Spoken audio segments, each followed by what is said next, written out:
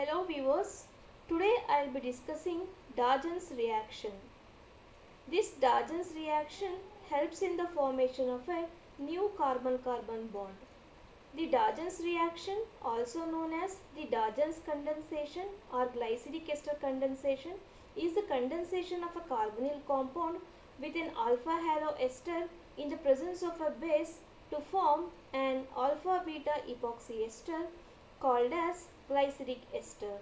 This reaction was discovered by the organic chemist Auguste George Darzen in the year 1904.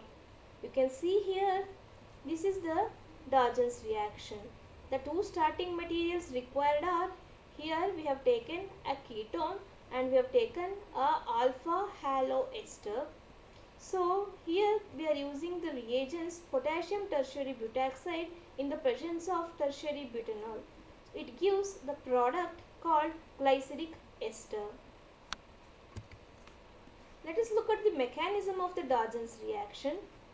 The reaction process begins when a strong base is used to form a carbanion at the halogenated position. Because of the ester, this carbanion is a resonance stabilized enolite, which makes it relatively easy to form. After deprotonation, the alpha halo ester adds to the carbonyl compound to form a new CC bond. These first two steps are similar to a base catalyzed aldol reaction. The oxygen anion in this aldol-like product then does an intramolecular SN2 attack on the formerly nucleophilic halide bearing position, displacing the halide ion to form an epoxide. You can see here, this is the mechanism. The reaction sequence is thus a condensation reaction since there is a loss of HCl when the two reactants molecule join.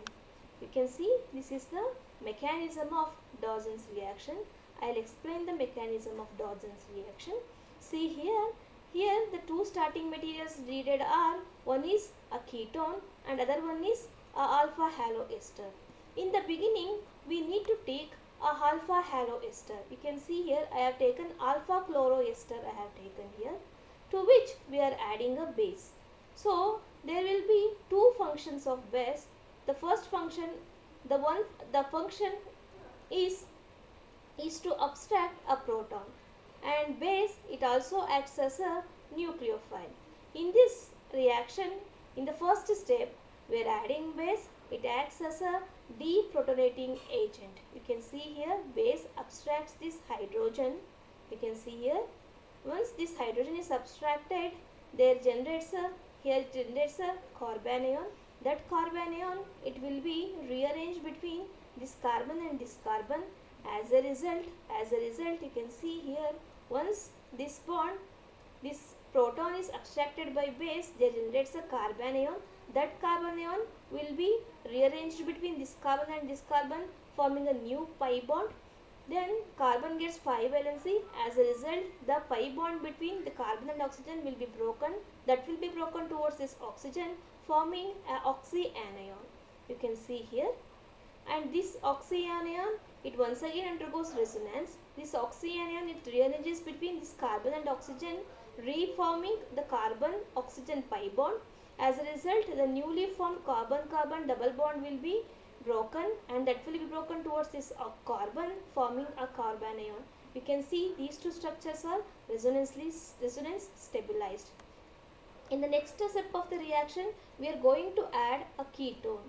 So our carbanion, it will be added towards this electrophilic carbon. You can see here.